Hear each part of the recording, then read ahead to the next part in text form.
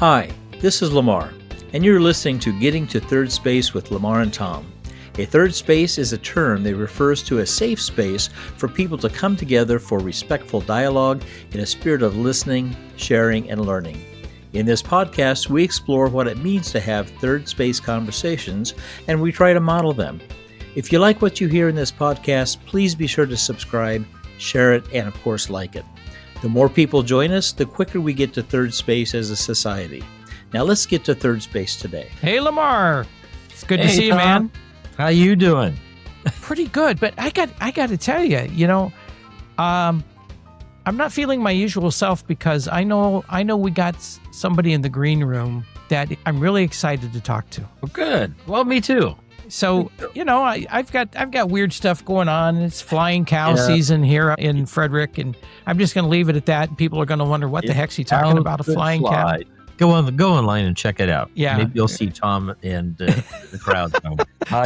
And you and I are enjoying some good Iowa basketball. Oh, The women won this past weekend.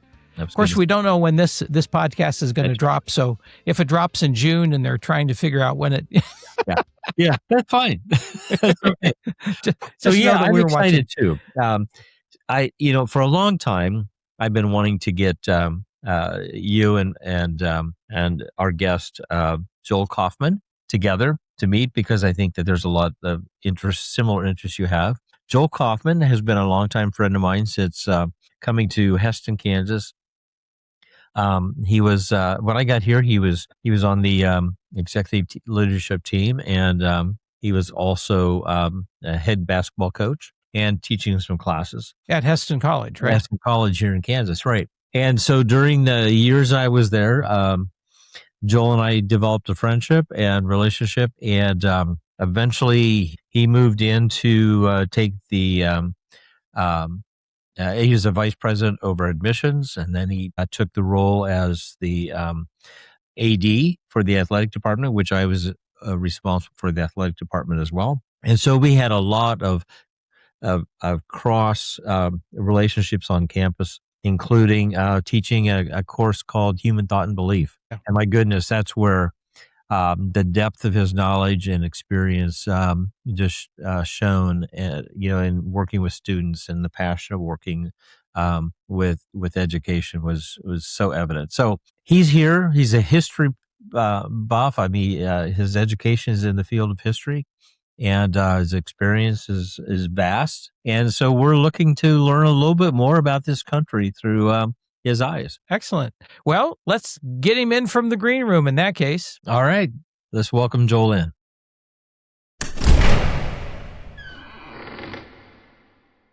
Joel, welcome to the podcast. Good morning, Lamar and Tom. It's wonderful. Good morning, Joel. Yeah, we brought you in from the green room. Now, we're in a different recording location than we typically do. We're in actually my studio. And so I had you in my green room. Yeah.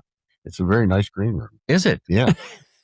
Did you get the basket? I did actually, and I really enjoyed it. The Swiss chocolate and the caviar. It's not Russian caviar, but it's American caviar, but it's really good. Well, what? I was using Tom. Whoa, what do you mean? What do you mean caviar? I was disappointed there was no champagne though. Yeah, I really was. Wait a minute. You're not using my credit card still, are you? I was. That's why I couldn't get the Russian payment on the credit card. I couldn't exceed. But no. So anyway, thank you for that. Absolutely. That was wonderful. We welcome you to the podcast.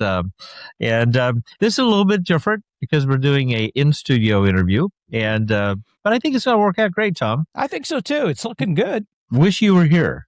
Well, me too. That'd be fun, especially since you guys are enjoying the caviar on my credit card. Yeah. Yep. Thank you. Yeah, I don't, I don't actually like caviar, but I would eat the chocolate. I mean, I love caviar.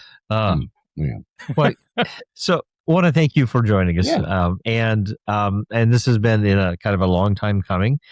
And I guess we did a little bit of a intro, which we're not going to necessarily tell you what we said on the introduction, but we do want to give you a chance for you to introduce yourself and tell the audience kind of what you would like them to know about you. Okay. I I am semi-retired. I spent most of my life in higher education, teaching and coaching. I like to read. I'm a voracious reader. I like reading a wide variety of things, fiction, nonfiction, particularly historical kinds of things. I love to cook. I like to travel, and I enjoy meeting people from various walks of life. I find people are fascinating, and it's always really interesting to me to hear people's stories about where they came from, how they got to the place they are today. And what I found is that most people are way more interesting than you might ever expect. And that I also agree with, I forget who it was. Was it who was the guy who went into the woods to live purposefully, and wrote the essay? What was his Walden name? Pond? Yes, thank you. Yeah. There was something that he said one time that has always stayed with me, and that is most people, he said men, that most people live lives of quiet desperation. And I have found that to be pretty apt in my getting to know and relating to other people. You lived a variety of different places. I grew up on the East Coast, Pennsylvania, Virginia, Kentucky. Went to school in the Midwest, lived in California and Nevada, Indiana. Yeah. And so I know a lot of people across the country. You do. You have this remarkable way of figuring out how people might be connected to each other. I don't know how you I love doing that. I think maybe it was because we moved around so much when I was a kid. I never felt like there was a place when people would say, "Where are you from?" I was like, well, I don't really know, because I don't really have a place. And so I think that has sparked some of my interest in connecting with people that way. Yeah. That's really cool. I love that. I hate to say it, but when you were talking about this, Joel, I kept thinking of Dion's song, "The Wanderer." Mm-hmm. Yeah. And there's something about this concept of wandering. Now, I'm not sure exactly he meant the wanderer in the sense that we're talking about it, but there is something about wandering that I find to be really attractive as well. One of my favorite things to do is when I'm out and about is just to start chatting with people. Yeah. And to learn what I can about them and their lives, and without being invasive. Right. It's not going to. I'm not going to get terribly personal with them, but I just have this curiosity about people. Yeah, very cool. Well, that makes for an interesting experience and a life journey for sure. It does. Well, Joel, today we want to talk with you because we know you have a background as a historian and as a history teacher.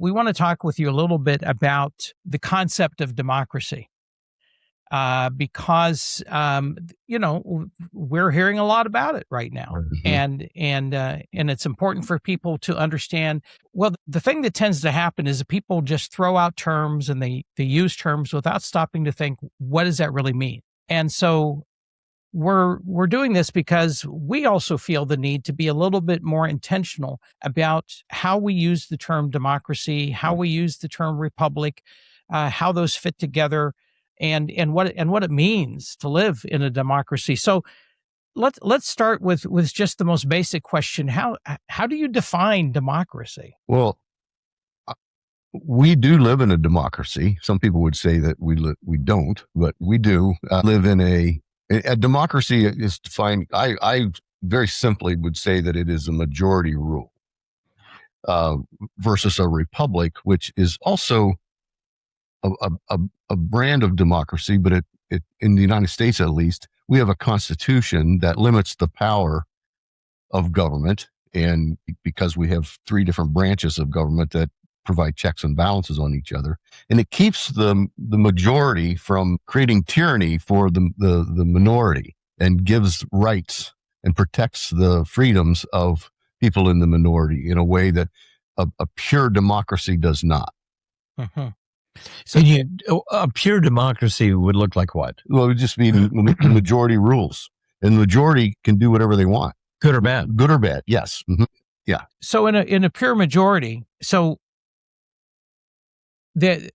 I'm guessing that under a pure majority, somebody would say, okay, we have 50% plus one. Mhm. That means we get to do whatever we want. Exactly. Yes. Which feels a little bit like what's happening today Mhm. in Congress, right? Mhm. But if in fact the democracy is working, it has more this role of kind of like the checks and balances that you mentioned. Mhm. Mhm. Okay, so interesting. All right, so can you say a little bit more about what does it mean to live in a democracy, to experience a democracy? Mhm. Well, I think it's terribly important to always have the interests of the minority in mind when you make decisions, when you vote. And I think for a democracy to work effectively, I think sometimes people have to vote against their own best interests because it's in the best interests of the whole common good. So sometimes if you're in the majority, you may, I have found myself do this on occasion, vote for something that does not necessarily benefit me, but it will benefit somebody who is not in the majority. And I think for a democracy to really work, and I think we have done that pretty well for the most part. We've had some rocky stretches as well, but for the most part, we have done that as a country. We have never, well, I shouldn't say never. We haven't been as partisan as we are now. And I think that's partly why it's people are starting to question now whether this is actually working anymore. So I want to have you compare that or contrast that to a republic, or tell us how it works together a little bit more clearly. There is a lot of chatter out there about we are not a democracy, Right. we are a republic, and Yep. there is a very distinct difference. Yeah. In fact, I just shown you an email from it's a Facebook posting from someone who's responding to a friend of mine's post, saying, I would remind you that we are not, capital letters, not a democracy. Yeah. Well, I would say that a republic is a democracy with the checks and balances that we have in place. A republic is a type of democracy. And so I would kind of disagree with that you can be both. But the difference is that in a republic, the minorities' rights and individual freedoms and liberties are protected, whereas in a pure democracy, not necessarily. So they're protected by Constitution. They're protected by representation. Yeah. So what comes to mind for me is that sometimes I've heard the U.S. described as a democratic republic. Yeah. Because we have the majority rule piece, but then as a republic we have kind of a structure, that has the Constitution and those kinds of pieces in it. I'm thinking back to a book that I read a few years ago on culture war.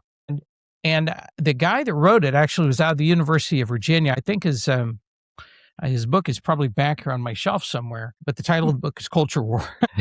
And in that, I remember he made the point, it was very interesting to me, that the reason that culture wars are so very difficult to solve is because people come into them and they are held to their position by the interests, not just that they have, but of others that they affiliate with. So in other words, if you're part of a movement over here and you are invited to come into a room where you're trying to figure out how to work with the opposition, especially if you're part of a representative group that comes in, you may be inclined yourself to say, yeah, we can figure out a way to work, but they're going to be held to account by the people on your side. Exactly. And so those interests really interfere with being able to do that. And I say that in response to what you said about the necessity for people to vote against or to make decisions against their own interests. And that's something we're certainly not seeing in Congress right now. And people are not choosing to vote against what they perceive as their interests or the interests of that cloud of witnesses that are watching them closely, if that makes sense. Yeah. Compromise has become kind of a bad word in our society today. And you're seen as weak or ineffective if you're willing to try to find solutions to problems with your opposition. And I think that's dangerous because nothing then gets done. I was listening this morning to a commentator who made a really interesting point, and he said the U.S. was best when it was able to have conversation about what they disagreed about and come to resolutions that they were willing to compromise on. And the compromising is a big part of being successful in a democracy or a republic. Oh no, absolutely. And the founding fathers, when they were coming up with the Constitution, they had a lot of disagreement. Hamilton and Thomas Jefferson, disagreed vehemently about things, but eventually were able to come to a compromise or come to some type of understanding that has worked for us pretty well for the most part. I mean, we've had rocky patches, but for the most part, it's worked pretty well. Yeah. Well, this is going to be a somewhat of a loaded question here for you. So, on a scale of 0 to 10, with 0 being a dictatorship and 10 being a full-blown democracy, where is the U.S. today, in your opinion? What are we seeing? Well, 10 that's democracy, a great question. 0 dictatorship. I'm waiting for the midterm elections in 26 to see what happens there, because I think we are at a tipping point. To where we may never be the same again. I think we're right. I'd say a 5. If that's kind of a safe answer, I guess, for now. But it'll be interesting to see what happens and whether or not we have election interference, or how much one group wants to try to circumvent the election results or disparage them in ways that make them seem like maybe they aren't fair and real, and so I don't know. It'll be interesting. Yeah, I'm a little I guess I have a lot of faith in this country. I have a lot of faith in people getting those of us who actually go and vote, getting to the point of saying, okay, we've had enough. There is a line that we're not willing to cross. The goodness of people, the perspective that most people have, being able to say this is not okay. In fact, I think we've seen some of that in some of the recent elections that we've seen in the last few weeks. And given that we have the Constitution as kind of this tool, in effect, that keeps our balance, if we follow the Constitution's interpretation of the Constitution as we have. I have. Am I just out in left field by myself saying, what we're seeing is just not? I mean, the administration is doing whatever they want. Congress has no power, but voices aren't being heard. Or is there something to this structure that we have built that can keep us from going down that path? Am I missing something? Well, I think so much of it depends on the Supreme Court, and whether the Supreme Court can. The Supreme Court has been partisan in the past, some, but I think they're supposed to be above the fray, and it'll be interesting to see how many thousands of lawsuits that are in the works now, with more pending. It'll be really interesting to see how much they limit the power of the executive office and keep this from turning into something else. So I'm maybe not as confident quite as you are, Lamar, but I'm glad that you are. That gives me hope. Okay, I want to go back to what you said about the tipping point between a dictatorship and a democracy. What will tell you? I mean, what you said, you want to wait and see till the midterm elections. But what are you looking for that will tell you whether we've tipped one way or the other? If the Republicans lose both houses of Congress, if they lose both the Senate and the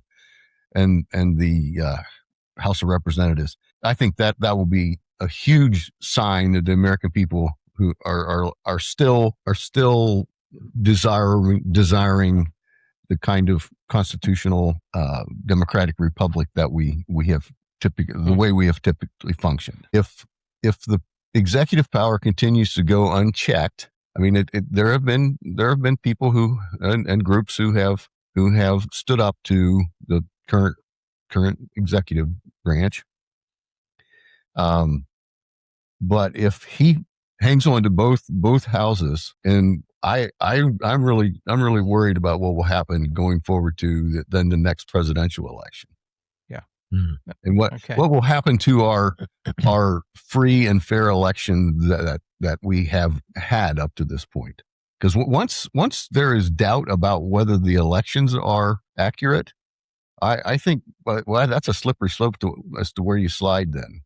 When people lose faith in the system. We've certainly kind of been there since 2020. Mm-hmm. You know, I mean, just kind of a chipping away at our faith in the elections. When we were talking as kind of well, folks maybe do or don't know this. We always do a meet and greet with our guests before we bring them on, and during that time, we were talking a little bit about, I think you used the phrase that about there being, whether there's an ethical culture in politics. Mm-hmm. Do you remember that? Can you say more? What is an ethical culture in politics? This idea that you're not always going to get everything that you want. And because sometimes what you want might be good for you is bad for someone else. And so when we lose our empathy and our inability to understand and see what certain legislation or programs or whatever negatively impacts other people, and we lose our ability to care, our capacity to care about that, I think we're in trouble. But it sounds like this little light just went on for me, that what you're really talking about is what we talked about just a few minutes ago, which was about the ability to vote against your own interests. Mm-hmm. Yeah. Right. And and as long as we have that, then we do have a more ethical political I would agree. culture. Mm-hmm. Okay. When we talk about democracy and republic, in my head, sometimes I see it more clearer when I look at local politics and state politics, and then and national politics, and kind of look at those three arenas and say, okay, I really see kind of the democracy majority rule in local politics, right? Because Absolutely. my vote counts. We had a school bond issue a couple of years ago, where in our area it was like 10 votes or something. It was less than that. Less than 10 votes passed it. Right. So theoretically, half of our community was for the bond and half was not. Right. And so it was so that would be the majority rule. That's also I mean, I voted for it, but I don't have any children in the school system. That's what I wanted to get to. And it meant that my taxes are going to go up. Right. But I voted for it because I thought it was best for our community for me to do so, because I felt like the building project was important. And that's what I'm talking about when I say sometimes we have to vote against our own interests for the greater good. And on the flip side of that, I mean, we also vote for our representatives. Yes. Which is more of the republic model, and or we vote against people who've been in office that represent us because we don't feel they're representing the majority of our concerns. But when it comes to the kinds of things Tom is referring to, and that we've been talking about in the national arena, they're the ones who are casting the votes. And we have the right as individuals to hassle them, so to speak. And I have done that. Where I've met with some. I have emailed. I have called when I felt very strongly that I wanted them to hear my voice and take account of that in their. Not that they necessarily did, right. But that's part of what options I have as a person in this democracy. Yeah. What we can't do is to get so jaded or cynical that we quit participating. That just exacerbates then the issues that we're talking about. Tom here. You know, getting to third space is always free. We love doing this, and it is a labor of love we hope makes the world a better place. We don't ask you for money, but we do ask you to help us grow our audience. Hit the like button, share the podcast, and subscribe yourself. All of these will help us grow. Thanks. Did you grow up always participating in the process? I did not. I grew up in a household where my parents were very non-political. They never voted in an election, any local or national election in their lives. And but when I was able to vote, then I started voting at probably in my early 20s. Yeah, because I think it's important to. I remember what turned because I also grew up in a family that did not participate in the local or in the national elections or local elections. But I remember after graduating high school, coming back for a time with my buddies and our significant others that we were involved with at the time. Right. And one of my friends was involved with one of the parties as, involved in a campaign. And I remember him asking me, we were all talking about our perspectives. I remember him asking me, well, did you vote? And I thought, I did not. He says, then what are you talking about? Yeah. And that changed my perspective forever. It's like, why do I have it? How can I have an opinion if I'm not part of the process? Right. Yeah. No, people have to get out and participate to make this democracy work. And, I think until more recently, because it's become so partisan, I think people are more tuned in and interested in casting a vote than they were maybe 20 years ago. Because I think they did feel like, my vote really doesn't matter. I remember, so it goes back to that saying that, you don't have a leg to gripe on if you don't participate, right? Yeah. And if you want to complain, make sure that you're part of that process, or otherwise you just kind of give up that right to do that. At another time too, we were talking about, and I think Lamar actually asked you this question during our meet and greet. We hear that the United States is this great experiment, right? That democracy has been a great experiment. What does that mean? What does it mean that we've been a great experiment here in the U.S.? Well, at the time when the founding fathers were attempting to come up with a new form of government that did not include an aristocratic king or queen or family, and this idea about the pursuit of life, liberty, and happiness is a right of everyone. That was groundbreaking. I mean, that was really unheard of for the most part at that time. That peasants, people, uneducated people, and people at the bottom of the social and political ladder actually had a right to happiness in the pursuit of that. That was unusual, and so it was an experiment because nobody really knew how it was gonna end up. Is it even possible?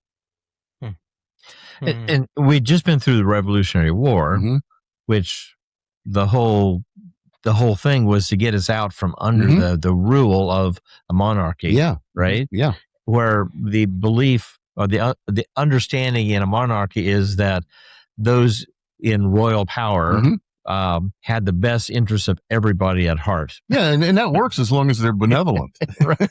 That actually works pretty well if they're benevolent. Yeah, but there's also the potential for the people at the bottom to just really, really have horrible lives and no rights at all. Yeah. So the founding fathers were just coming off of that kind of a rule and tried to figure out how can everyone have this pursuit that you talked about. Well, and it was, they were people who had drunk pretty deeply of the Enlightenment, the scientific revolution that was happening at the time, and the writings of Descartes and some other philosophers that were really talking about this idea of individual rights and individual rights of man, which was kind of a buzz thing at the time in certain circles. And I think they said, well, let's see what would it look like if we created a constitution that protected those rights for individuals. And again, nobody knew how it was gonna end up. That's the experiment. That's the experiment. Yeah, that's the experiment. So, all right. So I'm feeling very Greek again today, here, guys. Yeah. Well, we got into this a little bit in our meet and greet, but something you said, Joel, made me think that said that it works well when the leaders are benevolent, right? Yeah. And I think that's perhaps maybe what led Aristotle to suggest that maybe the best form of government was a polity, where you had in his thinking, I think, a class of people that were the leaders and everybody else under them, and very similar to kind of a democratic republic, right? Yeah. But again, as you said, if the leaders are not benevolent, if they don't have this ability, this ethical culture to be able to set aside their own interests, then what do we end up with? Do we end up with something like what we got today? Or that we fear that we may have? Yeah.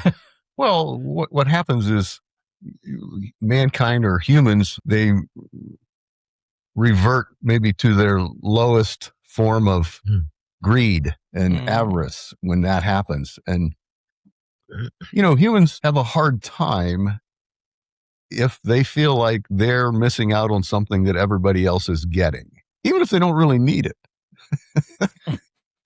And I think there's a feeling in this country, as the wealth gap continues to widen, that there are people in this country who have, because of whatever status, position in life, position they were born into, they have a leg up on everybody else. And they're getting something that I'm not. And so I better get it while I can. And I think, I just think we've become more greedy as humans, and maybe that's just human nature. I don't know. Yeah. So we've talked about how this kind of this experiment kind of impacts how we function internally as a country. How do you think this impacts how we function externally, how we relate to other countries, how we interact with with other countries, trade wise, providing care and assistance, how we get involved in maybe their political world. Do you see a connection here, or do you see a breakdown of this experiment? What's your thought about that? Well, I think our policy and our ideas about how the role that the United States plays in other countries or in the rest of the world has ebbed and flowed over the years in terms of how much we get involved and how much we assert our influence and power, both economically and militarily. And I think right now what we're seeing is, I think, a lack of confidence in the whole diplomatic process and using diplomacy to create or enact the things that we want to see in the rest of the world. There's a lot more of an isolationist feeling in the United States today than there was even 20 years ago. Although I think it was starting to change. Maybe that was the beginning of some of that change. But look, we'll take care of ourselves, and the rest of you guys are on your own. And I think that's a rather small-minded way of looking at that whole. I mean, good Lord. One of the greatest examples of that is what happened in Afghanistan. When we thought the Taliban was done or they were defeated, and we just pulled everything out instead of there were no social and economic things Afghanistan was in shambles. And because we just pulled out, and maybe I'm going down a rabbit trail here. No, that's okay. We just pulled out of that almost immediately, and as a result, left that country wide open to anybody to go in there and create whatever they wanted there. And as a result, that's why we have what we have in Afghanistan today. I think that's a really good example because for a democracy to work and a republic to work, the Constitution is key to have. Oh, absolutely. And if you are assuming that we can influence other countries or the world and encourage those influences to be like us, you can't just remove a form of leadership or management without having something that holds it together. Right. Or for particularly for countries who have no history of any kind of democratic rule or structure, they don't know how to operate that way. And unless you assert yourself into their economies and politics, it will eventually revert to whatever it was before. Yeah. Going back to the idea of this great experiment that we've been under, how do we know when we're being successful? What's the measurement of success? That's a good question, Tom. I don't know if I have a good answer for that. It goes back to where the people who are the most vulnerable in a society, when those people feel protected, I think that's a pretty good, and people feel like they still have a pathway to the American dream, I guess. So kind of the last question on this topic before we move into the next section. So with that, what would you say we need to do? Where's the actionable item out of this conversation, do you think? What should we do? Well, when I was talking about this has always been a place, other countries, peoples who were maybe not feeling like they could participate as well as they wanted to in their own country. The United States was a place they dreamed of going. When it's no longer a place that other people want to come and live in, then I think we need to take a hard look at ourselves and say, what's going on here and why is that? I don't know if I want to open up this can of worms, but we are a nation of immigrants.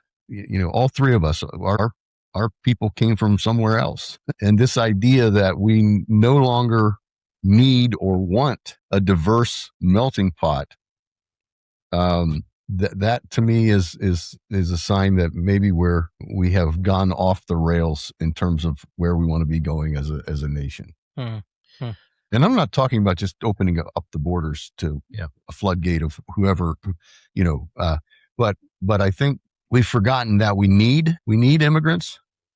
They do the jobs that a lot of people here in the United States, citizens, don't want to do. And we need those people.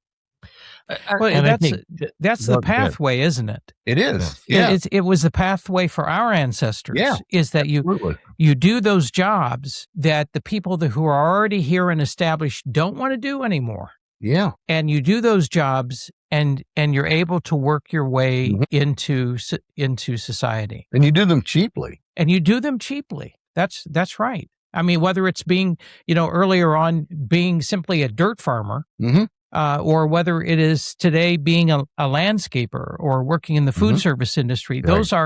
those are entry-level kinds of positions that are still needed, and it is the pathway for people. I feel compelled though to remind us that not only are we a nation of immigrants, but we're also a nation of indigenous people. Absolutely. And that we have not had a great track record, No. Right. on how we value that culture and those individuals. And it's sad when I look at the history. It's sad when I travel the country and I meet those individuals and have conversation.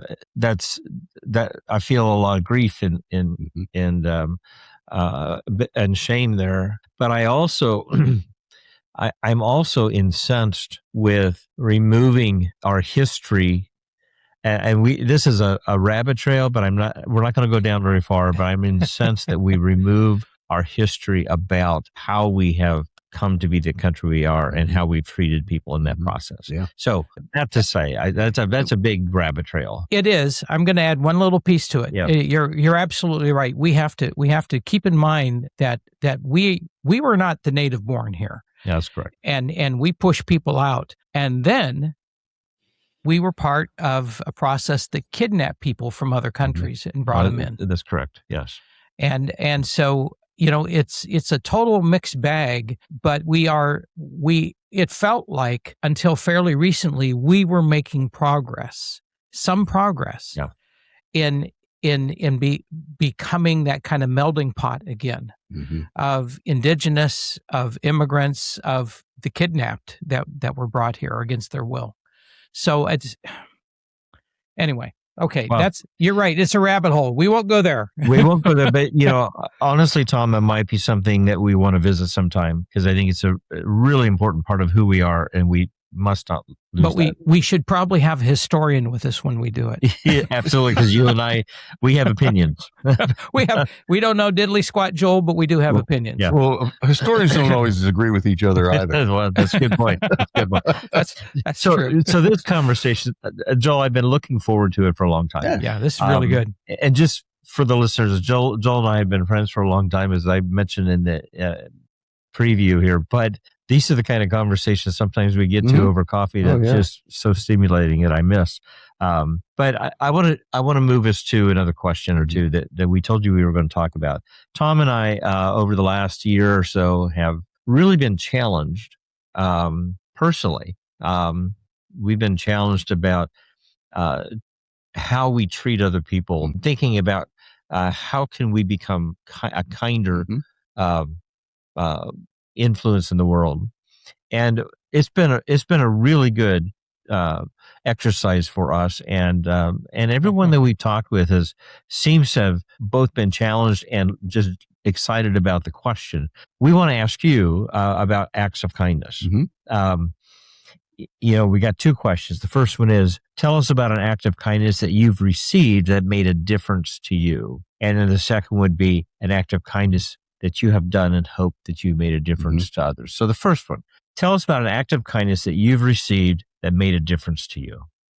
I have been the recipient of so many acts of kindness in my life that it's hard for me to drill down and pick out just one. But I remember a time, this was a number of years ago, and I had just gone through a divorce, and it was the first game of the first season of basketball where I was a single parent. And the first game of the season, I had to run to a nearby town to pick up my children and get back before the game started and to get my team ready to go. And I was really stressed out about it. I wasn't quite sure how I was going to do it. And just out of the blue, a friend of mine called me and said, Joel, I know this is the first game of the season, and I know that you're going to have to run over to this other community and pick up your children. She said, you're probably a little stressed out about it. I'd be happy to go pick them up for you or help you in any way. And that seems like such a simple little thing, but I didn't realize quite how stressed I was about it. And I broke down. I got teary over that. It was just such a random act of kindness that somebody, when you're a single parent without family around, it can be a little stressful to try to figure all that out and how you're gonna make things work. And that was one that has just always stuck with me over the years, and how kind that was for that person to think of me and my situation at that point. Something you'll never forget. I'll never forget it. That person will always hold a special place in my heart for that reason. On the other side of acts of kindness, where have you reached out? Can you think of any event where you hope that your act of kindness had an impact on that person's life? Yeah. One of the more recent ones was when I was working in a nearby corporation. There was a person that I officed with that was just fresh out of college, starting his own professional career. And he and his partner were really struggling financially, and they were having a lot of car trouble. And, here in the Midwest especially, it's difficult to function without a car. Yeah.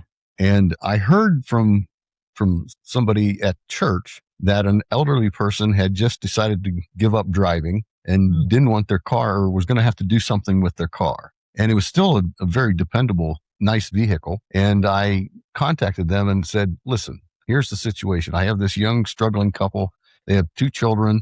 Their car isn't dependable. Would you be willing to sell this to them cheaply, or I don't know what you're going to do with your car, but they could really use it. And they just gave this young couple their car. And this person was so grateful to have a dependable car to drive around.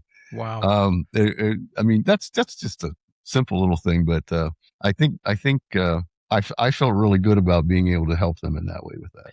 Yeah. Well, when we have a chance to think about these things that you just thought about, and all the other things that Tom and I have heard from others, that's what gives me hope. Yeah. Is that people still care about other people. Yeah. Yeah. Yeah. There's a book that was written in the early 90s, maybe, called The Kindness of Strangers, about a person who hitchhiked their way around the United States. Oh. And then wrote a book about it. And he talks, and he called it The Kindness of Strangers because of the number of times somebody just randomly helped him. Yeah. Wow. Yeah. I still think there's the human capacity for that, and something we ought to exercise more, as often as possible. Well, and that fits into some of our discussion as well about being able to support decisions that don't do us necessarily good, right, but helps other people. So one last question, and this is up to you to kind of take it and go where you want to go. But we often give our guests an opportunity to ask us a question. Do you have a question you would ask us? Oh boy. I forgot this was going to be a question. Oh, that's okay. We'll cut that part out. No worries. Yeah, that's okay. You can let us off the hook too. I mean, really. I think it's wonderful that you guys have maintained this relationship over the years with each other, and that you're doing something that is at least attempting to bring people together, to get at the heart of some of what's happening nationally in this country. Okay, here's my question. Do you think you're making a difference? That's a good question. I'm going to take a run at it, Tom, because the last all right, good. Go for it. I put you on the spot the last couple of times. All right. So,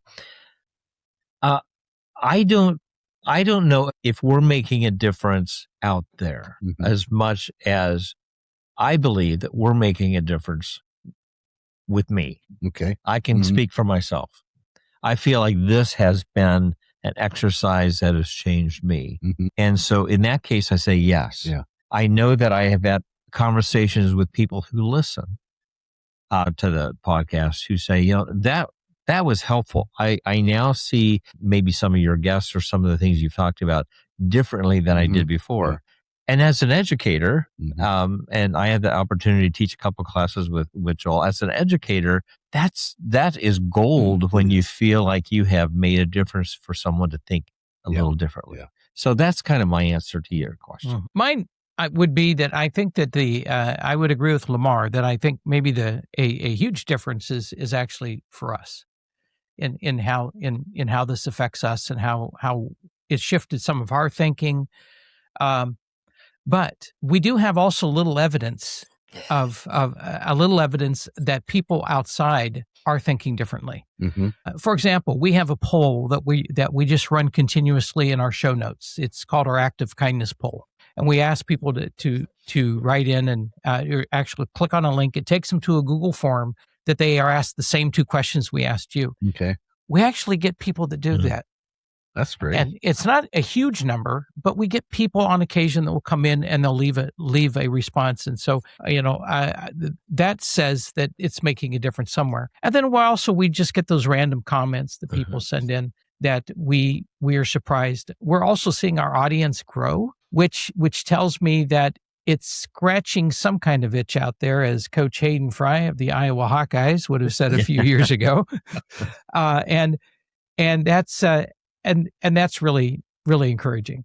You know, we do not have Taylor Swift's following or Lady Gaga's following, but there seems to be a little bit of evidence that it makes a difference to a few people. Do you feel like you're creating community for people? That was our goal. Yeah. And we've talked a lot about third space, Mm-hmm. creating a safe place. I meet with a group of people every week that's the language that they're using now, Mm-hmm. which just does me good to hear people say, okay, this is a safe place now that we can talk about some things that are personal with us. Right.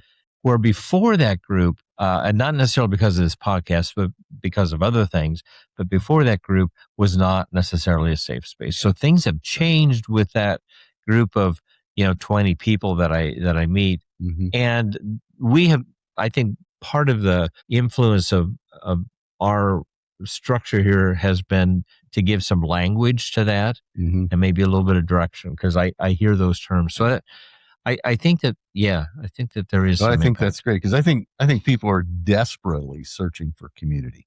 They might not know what it is, Mm-hmm. or that's what they're looking for, but boy, when they find it, it's like gold. Yeah. Well, Joel, this has been great. Yeah, this was fun. Thank you, Joel. Yeah, it's been fun getting to know you a little bit, Tom. Thank you. Wonderful. Lamar's talked about you over the years, and it's nice to put a face to this person. now I'm worried. All good things. All good things. Well, Joel, I hope you'll consider coming back and chatting with us again. I Sure, think, I'd love to. Really neither Lamar nor I are people that are historians, but we do like to read. We like to keep up Mm-hmm. on what's happening. But it is very interesting to talk with somebody who has kind of this broader context to bounce ideas and crazy thoughts off of. So Well, thank I you. hope you'll come Thanks back. for having me. Thank you. All right. Thanks. Okay. See you guys. You bet. All right. Bye-bye. Wow, Tom, I'm so glad you had a chance to hear a little bit from Joel, and this is kind of what my coffees are like with Joel. What was your experience? What was your thoughts today about this discussion about democracy and republic? Well, first, I just want to say thank you for introducing me to Joel. I just had a wonderful time getting to know him and having this conversation with him. I thought it was really, really great. In terms of the conversation, I keep coming back to this idea of the ethical culture of politics that he was talking about in so many different ways, and that and largely the sense that, are people able to act or make decisions that go against their interests? And we have lost so much of that the ability to do that really underpins the ability to compromise and to work together. And that's my big takeaway from this. I just want to say, I hope we can get Joel to come back. Yeah. And continue conversations with us. Yeah, maybe after we have the midterm elections, it might be a good time to have Joel back. And I think getting a broader understanding of this country's pathway towards democracy and government has been helpful. And I really, I'm continuing to be encouraged that as a country, we have opportunities to continue with this grand experiment and go down a positive road, even though sometimes things may not always look that way. Yeah. So, absolutely. I enjoyed the conversation, and we will revisit it again. Absolutely. Let's do that. All right, Lamar, you have a good week. Okay, and go flying cows. Absolutely. All right. See you later. Yeah. Tom here. Thank you for listening to Getting to Third Space with Lamar and Tom. Remember to click on subscribe to get notices about new episodes, and be sure to like and share the podcast as well. Opinions and ideas expressed in this podcast are solely those of Lamar Roth and Tom Klaus, and we'd like to hear your opinions and ideas too. You can leave us a voice message on Spotify, or you can email us at the addresses found in the show notes. Also, in the show notes, you can find links to some of the things we talked about today, so you can check them out yourself. Until next time, keep moving forward toward third space. This podcast was reviewed and approved by Jake and Ebby Dogs Incorporated.